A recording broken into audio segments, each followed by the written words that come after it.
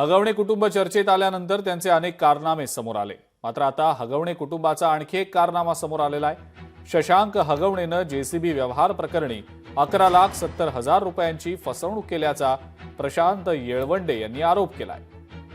म्हाळुंगे चाकण इथं गुन्हा दाखल करण्याची प्रक्रिया सुद्धा सुरू असल्याचं समजतंय। त्यामुळे आता शशांक हगवणेचा पाय आणखी खोलात गेल्याचंच दिसतंय। जप्त केलेला जेसीबी जो आहे तो शशांक हगवणे यांनी सोडवून आणला, परंतु जे तक्रारदार आहेत त्यांना परत दिला नाही। म्हणून ज्यावेळेस हे तक्रारदार त्यांना जेसीबी आणि मागण्यासाठी किंवा पैसे परत करण्यासाठी गेले होते, तर त्यांनी त्यांच्याकडे जे लायसन्स वेपन आहे त्याच्या आधारे त्यांना धमकी दिल्याचं तक्रारदारांनी फिर्यादीमध्ये म्हटलंय।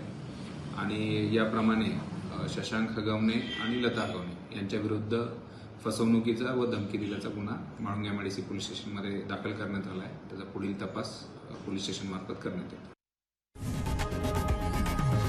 लोकशाही मराठी ऐका, पहा, जागरूक रहा।